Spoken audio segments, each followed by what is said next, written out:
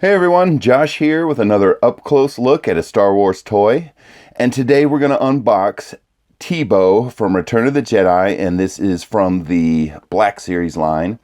And before we open this guy up, I just real quick want to let you guys take a look at the packaging and the box art and everything. And then, of course, we have the character description on the back, and I'll go ahead and read that for you guys real quick.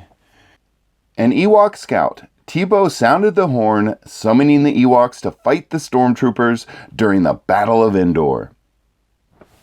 And of course, that is the description of Return of the Jedi. And he's one of the more famous looking Ewoks.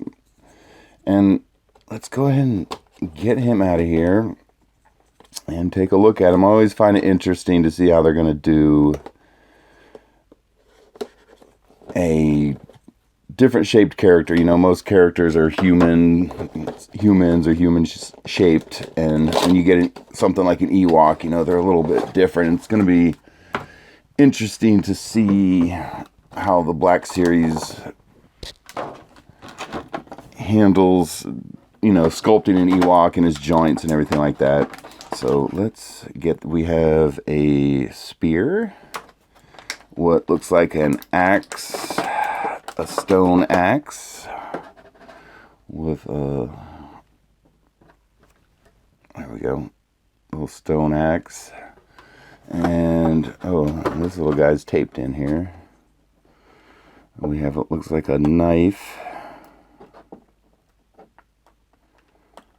Operation. Okay. Oh. Okay, and then there's little teeny, if I can get the camera to even focus on it, little teeny stone knife. And let's get our man Teebo out of here. Whoa.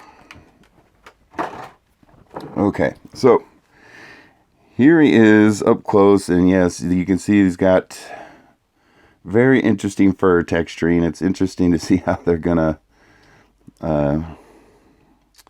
sculpt that kind of thing, because in the, you know, lower end figures, they just kind of do like a what looks like brushed hair, and I really like the texturing of his fur. It looks very good. And then you can see we have a what appears to be some sort of warthog or boar that he turned into a hat, and then you have the necklace of claws or teeth. Let's check out his articulation a little bit. And then you have a little knife sheath. And of course the horn they referenced in the on the packaging there. And let's see how this is all connected. So if you see the strap for the horn and the knife, they're connected and they're like one piece in the front. And then when you go around the back, they are connected again. And you have this extra strap hanging around, and he has what looks like a feather in his cap. And I'm trying to see if this hat comes off. Alright guys, so I was able to get the headdress off of Teebo here, and it was very difficult. I had to fight with it for a few minutes, and I went ahead and cut that part out of the video because it was pretty boring. But it was a battle, it was a fight, but you can remove the headdress here, and to be completely honest with you guys, I didn't leave it on camera. I had to remove the head of Teebo to get it off. It just pops straight out, and there's a ball joint under there. But what was really difficult, because honestly, when I was trying, let me see if I can get him to stand over here. When I was trying to get it off, it was very difficult and it felt stuck.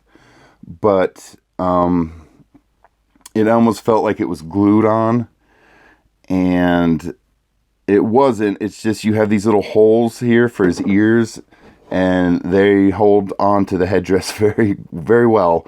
So you kind of have to like pull it around his ears and pull it back, and I had to use a lot of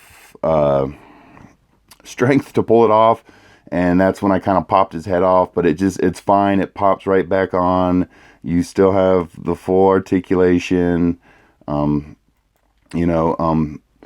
But you can remove his headdress here, and I'll show you guys how to get it back on. You kind of gotta stick his ears in there, but just, well, before I go that far, let's just take a really close-up look at his head sculpt with the headdress off.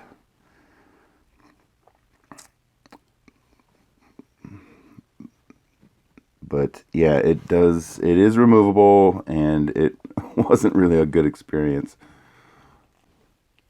All right, guys, so I was able to get the headdress back on, and to be completely honest with you, the easiest way to do it is to remove the head and just pop it off so you can manhandle the head. And I cut that part out because I don't want to be the guy who beheads a Ewok on camera, even if it's an action figure. So, but yeah, the easiest way to deal with it is to remove it. And if you wanted to, but I'm not doing it on camera, the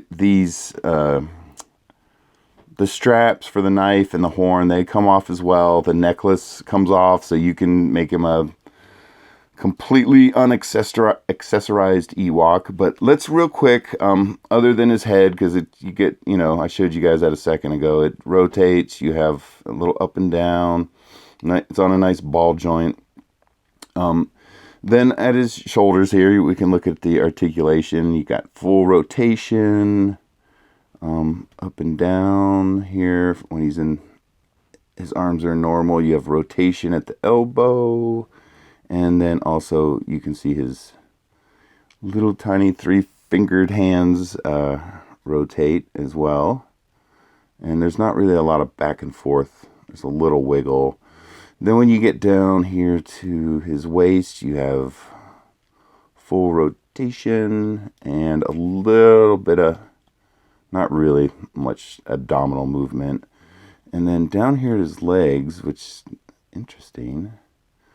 Yeah, you kind of have a limited range of movement on the articulation. That's about as far forward as I can get his leg. That's about as far back, and it feels like it's on a ball joint, but the molding of his lower body kind of restricts its movement. And then here at the knee, you have, it looks like they got a knee joint on here, but this guy is not moving. Very limited movement in the knee. I feel like I'm kind of forcing it. And then down here at the foot, you've got just a little bit of back and forth. And that is about it. And let's check out how he interacts with the knife. And there you go. You can see it in the sheath. And let's see here. Yes, it's not really fitting in his hand.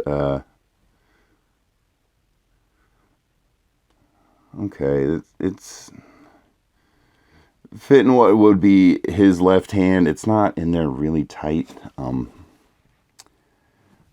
You kind of got to twist it so the wide part of the handle is between his fingers, but it's in there.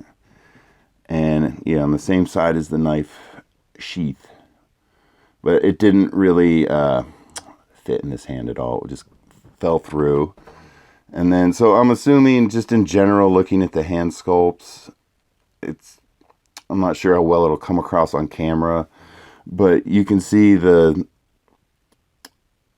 fist on this hand is closed a little bit smaller than that hand. So this hand's for the knife, and I believe this hand, his right hand, is for the spear. And yeah, he's holding it just fine.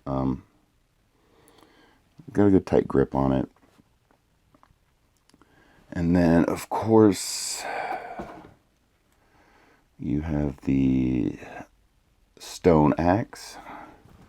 And that's about the same, the handle's about the same as the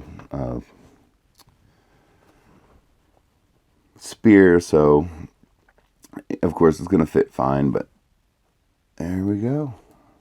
Very cool. And then, of course, because he's a unique size and shape, I want to do a final check here. Let's give him something to defend himself here.